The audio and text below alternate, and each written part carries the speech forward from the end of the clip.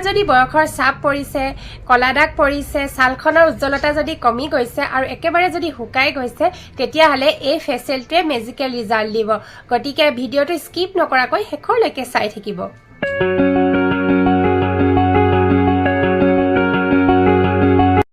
Hello' everyone, মোৰ চেনেলৰ নতুন এটা ভিডিঅ'লৈ আপোনালোক সকলোকে স্বাগতম জনাইছোঁ। আশা কৰোঁ সকলোৰে চাগে খবৰ নিশ্চয় বহুত বেছি ভাল। ইতিমধ্যে আপোনালোকে থাম্বনেইল চাই গম পাইছে আজি ভিডিঅ'টো কিহৰ ওপৰত হ'বলৈ গৈ আছে। হয়, আজি আপোনালোকলৈ লৈ আহিছোঁ ঘৰতে কেনেকৈ আপোনালোকে অমিতাৰ সহায়েৰে ফেচিয়েল কৰিব পাৰিব। আপোনালোকে পাৰ্লাৰত গৈ যদি এটা ফ্ৰুট ফেচিয়েল কৰে কিমান পইচা আৰু কিমান সময় লাগে সেয়া সকলোৱে জানে, কিন্তু ঘৰত থাকিয়ে যদি আপোনালোকে একেবাৰে ঘৰুৱা সামগ্ৰীৰ সহায়েৰে এই ফেচিয়েলটো কৰিব পাৰে তেতিয়াহ'লে কিমান ভাল কথা নহয়নে? আৰু আমাৰ ঘৰুৱা মানে নেচাৰেল ৰেমেডিবিলাক বহুত বেছি পাৱাৰফুল হয়। আৰু আপোনালোকে ভাবিব পাৰে যে এই পাৰ্লাৰত কৰা নিচিনা ফেচিয়েলৰ ৰিজাল্টটো আমি ঘৰত পাম জানো, কিন্তু তেনেকুৱা নহয়। আমাৰ নেচাৰেল ৰেমেডিবিলাক বহুত বেছি পাৱাৰফুল হয় আৰু খুব কম অমিতাৰে ফেচিয়েল কৰিলে ছাল উজ্জ্বল, মিহি আৰু সতেজ হৈ থাকে। ইয়াত থকা পেপেইন এনজাইমে ছালত থকা মৃত কোষবোৰ আঁতৰাই ছালৰ দাগসমূহ নোহোৱা কৰে। আৰু যিহেতু পকা অমিতাত ভিটামিন এ আৰু চি থাকে আৰু ই আমাৰ ছালৰ স্কিনখনত মানে খুব ধুনীয়াকৈ পুষ্টি প্ৰদান কৰে আৰু বয়সৰ চাপ পৰিবলৈ নিদিয়ে আৰু ছালখন খুব সতেজ, উজ্জ্বল আৰু কোমল কৰি ৰাখে। আৰু এই ফেচিয়েলটো কৰিলে আপোনালোকে খুব ধুনীয়াকৈ স্কিনখন গ্ল' কৰিব আৰু যদি আপোনালোকৰ কলা দাগ আছে তেতিয়াহ'লে সেয়াও নোহোৱা কৰিব আৰু আপোনালোকৰ যদি বয়সৰ চাপ পৰিছে সেয়াও খুব ধুনীয়াকৈ মানে সহায় কৰিব। বয়সৰ চাপ নপৰাত খুব ভাল হয় আৰু আপোনালোকে ঘৰত থকা কেইবিধমান সামগ্ৰীৰ সহায়েৰে কৰিব পাৰিব। আৰু পাৰ্লাৰত গৈতো এইখিনি কৰিবলৈ হ'লে বহুত পইচা লাগে নহয়নে? আপোনালোকে জানিবই, মই নক'লেও। মই এইটো কোৱা নাই যে আপোনালোকে পাৰ্লাৰত গৈ পেলাই নকৰিব। যিসকলে যেনেকৈ কমফৰ্টেবল হয় তেনেকৈ কৰিব পাৰিব, কিন্তু যদি আমি ঘৰতে কিছুমান কাম কৰি ল'ব পাৰোঁ তেতিয়া কিমান ভাল নহয়নে? আৰু ইয়াত কোনো কেমিকেলো দিয়া নাথাকে, আমি ঘৰুৱাতে নিজে মানে প্ৰস্তুত কৰি কৰিব পাৰিম। গতিকে ব'লক মই ষ্টেপ বাই ষ্টেপ দেখাই যাম, আপোনালোকে তেনেদৰে ফ'ল' কৰিব। আৰু ভিডিঅ'টোলৈ আগবঢ়াৰ আগতে সদায় কোৱাৰ আগতে আজিও কৈছোঁ, যিসকলে মোৰ চেনেলটোলৈ নতুনকৈ আহিছে প্লিজ চেনেলটো ছাবস্ক্ৰাইব কৰি দিব, লাইক কৰিব, শ্বেয়াৰ কৰিব, কমেণ্ট কৰিব আৰু নটিফিকেশ্যন আইকনটো অন কৰি থ'ব। গতিকে ব'লক আমি ষ্টেপ বাই ষ্টেপ ফেচিয়েলটো ষ্টাৰ্ট কৰোঁ। এটুকুৰা পকা অমিতা মই ভালদৰে বাকলি গুচাই ধুই এনেদৰে পেষ্ট বনাই লৈছোঁ। মই মিক্সিৰ সহায়েৰে পেষ্ট বনাই লৈছোঁ। আপোনালোকে যেনেকৈ সুবিধা হয় তেনেকৈ বনাই ল'ব। খুব বেছিকৈ যদি অমিতাটো পকা হয় তেতিয়াহ'লে মিক্সিত দিয়াৰ প্ৰয়োজনেই নাই, ভালদৰে পিটিকি ল'লেও ধুনীয়াকৈ পেষ্ট হৈ যাব। আৰু মোৰ বাতিটো বেছি ডাঙৰ বাতি নহয়, এটা মিডিয়াম চাইজৰ বাতিত মই পুৰা ভৰ্তিকেও হোৱা নাই, আধা পৰিমাণে হ'লেই হৈ যাব আৰু গোটেই ষ্টেপকেইটা কৰিবৰ কাৰণে। কিন্তু গোটেই ষ্টেপকেইটা কৰিবৰ কাৰণে আমাক পকা অমিতাৰ পেষ্টটো দৰকাৰ হ'বই, কাৰণ আমি অমিতাৰ ফেচিয়েল কৰি আছোঁ। আৰু প্ৰথম ষ্টেপটো হ'ল আমাৰ ক্লিনজিং কৰিবৰ বাবে মই 1 চামুচ পকা অমিতাৰ পেষ্ট লৈছোঁ আৰু অকণমান কেঁচা গাখীৰ লৈছোঁ। আপোনালোকৰ ওচৰত যদি কেঁচা গাখীৰ নাথাকে তেতিয়াহ'লে আপোনালোকে গৰম কৰি লোৱা গাখীৰো ঠাণ্ডা কৰি ল'ব পাৰিব। আৰু এয়া আমাৰ ক্লিনজিঙৰ কাৰণে ৰেডি হৈ গৈছে। ক্লিনজিং কৰিবৰ বাবে প্ৰথমে মই এখন ৱেট টিছুৰ সহায়েৰে মুখখন ভালদৰে মোহাৰি লৈছোঁ। আপোনালোকে মুখখন ধুই ল'ব। মই এখন ৱেট টিছুৰ সহায়েৰে মুখখন ভালদৰে মোহাৰি লৈছোঁ। তাৰপিছতে গোটেই মুখখন ভালদৰে ক্লিন কৰিব। যিহেতু কেঁচা গাখীৰ আমাৰ স্কিনৰ কাৰণে বহুত ভাল হয় আৰু কেঁচা গাখীৰক নেচাৰেল ক্লিনজাৰ হিচাপে ব্যৱহাৰ কৰা হয়। আৰু আমাৰ কেঁচা গাখীৰ আৰু অমিতাৰ পিউৰিটোৱে গোটেই আমাৰ মানে স্কিনৰ থকা লেতেৰাখিনি খুব ধুনীয়াকৈ চাফা কৰিব। আপোনালোকে ওঠৰটো কৰিব, যিহেতু মই কেমেৰা ফ্ৰণ্টত কৈ আছোঁ, আপোনালোকক ফেচিয়েলটো কৰি আছোঁ, গতিকে অকণমান প্ৰেজেণ্টেবল দেখিবও লাগিব, সেইকাৰণে মই মানে কেমেৰা আঁতৰাই দিয়া নাই আৰু আপোনালোকক দেখাইছোঁ। এনেকৈ গোটেই মুখখনতে ভালদৰে ক্লিন কৰি ল'ব। ক্লিন কৰাৰ পাছত প্ৰায় 1 মিনিটমান সময় খুব ধুনীয়াকৈ ক্লিন কৰি ল'ব। নাকৰ এইখিনি এৰিয়াত, ওঠৰ এৰিয়াত, ফৰহেডত খুব ধুনীয়াকৈ ক্লিন কৰাৰ পাছত মুখখন ধুই ল'ব। মই এখন তিতা টাৱেলৰ সহায়েৰে মুখখন মোহাৰি লৈছোঁ।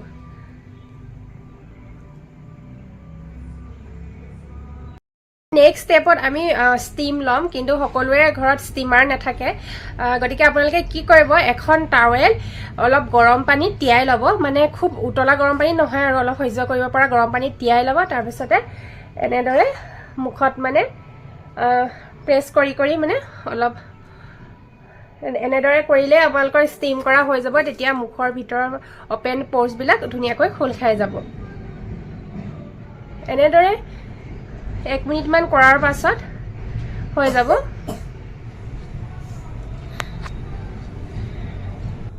স্ক্ৰাবিঙৰ কাৰণে আমাক লাগিব প্ৰথমে 1 চামুচ পিঠাগুড়িয়ে খুব ধুনীয়াকৈ স্ক্ৰাব কৰিব আমাৰ স্কিনখন আৰু তাৰ পাছতে 1 চামুচ লাগিব আমাক এইটো অমিতাৰ পেষ্ট এয়া দেখিছেনে এইখিনি ভালদৰে মিক্স কৰি ল'ব লাগিব আপোনালোকে ধুনীয়াকৈ এইখিনি মিক্স কৰিব চাই ল'ব যে পিঠাগুড়িয়ে ধুনীয়াকৈ মানে পেষ্টটো হৈছে নাই সেইখিনি আপোনালোকে পৰিমাণখিনি নিজে অনুমান কৰিব পাৰিব এইখিনি খুব ধুনীয়াকৈ মিক্স কৰি ল'লে হৈ যাব এয়া আমাৰ স্ক্ৰাবিঙৰ কাৰণে ৰেডি হৈ গৈছে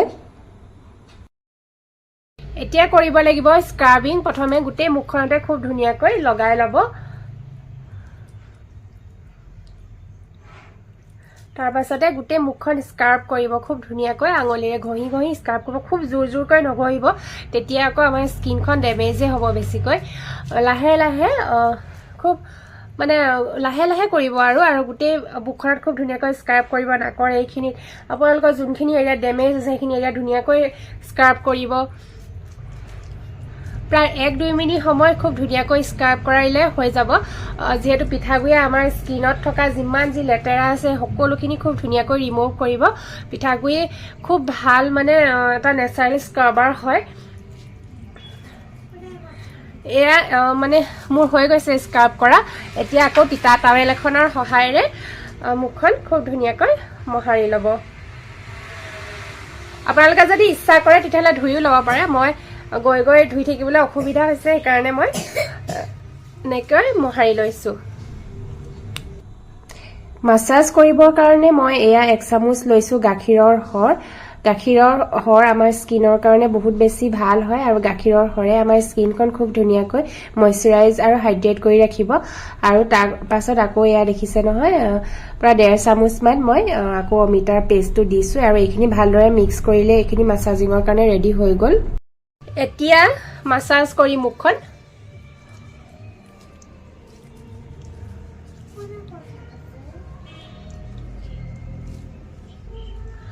প্ৰথমে ধুনীয়াকৈ মুখখনত লগাই লৈছো এতিয়া খুব দুইখন হাতেৰে খুব ধুনীয়াকৈ মাসাজ কৰিব লাগিব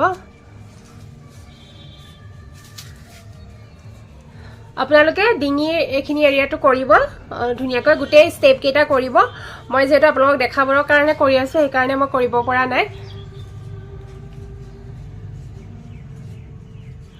খুব ধুনীয়াকৈ গুটে মুখখন 2 মিনিট মান সময় মাসাজ কৰিব তেতিয়া মানে মুখৰ স্কিনৰ গুটে মানে ব্লাড সাৰ্কুলেশন খুব ধুনীয়াকৈ হ'ব আৰু স্কিনখন মানে খুব সতেজ হ'ব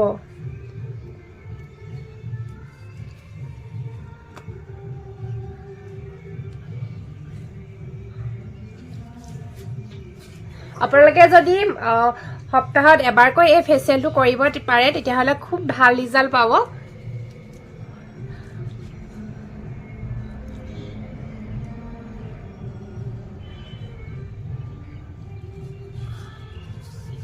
মোৰ মাসাজ কৰা হৈ গৈছে ধুনীয়াকৈ আকৌ মই টাৱেলখনৰ সহায়েৰে ধুনীয়াকৈ মোহাৰি লম फेस मास्क तो कारणे মই এয়া লৈ লৈছো অমিতাৰ পেষ্ট আৰু ইয়াতে 1 চামুচ দিছো মুলতানি মিट्टी আপোনালোকৰ ওচৰত মুলতানি মিट्टी নাথাকিলে আপোনালোকে বেসনো ব্যৱহাৰ কৰিব পাৰে আৰু তাৰ পাছতে লৈছো অকনমান মৌ আধা চামুচতকৈ কম লৈছো আৰু যদি আপোনালোকৰ স্কিনখন বহুত বেছি অইলি হয় তেতিয়াহলে আপোনালোকে কেইটোপাল মান নেমুৰ ৰস দি লব পাৰিব আৰু যেহেতু মোৰ স্কিনখন নৰমাল স্কিন হয় সেইকাৰণে মোৰ প্ৰয়োজন নহল আৰু এতিয়া মই গুটেই মুখখনতে এই পেষ্টটো লগাই লৈছো খুব ভাল হয় মুলতানি মিट्टी আমাৰ স্কিনৰ কাৰণে আৰু স্কিনত যিমান যি লেতেৰা আছে সকলোখিনি মুলতানি মিट्टी মৌ আৰু অমিতাৰ মানে পেষ্টটোৱে খুব ধুনীয়াকৈ মানে ৰিমুভ কৰিব আৰু স্কিনখন খুব ধুনীয়াকৈ মানে গ্লো আনি দিব মই গুটেই মুখখনতে ভালদৰে লগাই লৈছো আৰু এইখিনি এতিয়া মই 60% মান হুকুৱালৈকে ৰাখিব লাগিব একেবাৰে হুকান হোৱালৈকে ৰাখিব নালাগে যেটো মুলতানি মিट्टी আমাৰ স্কিনখন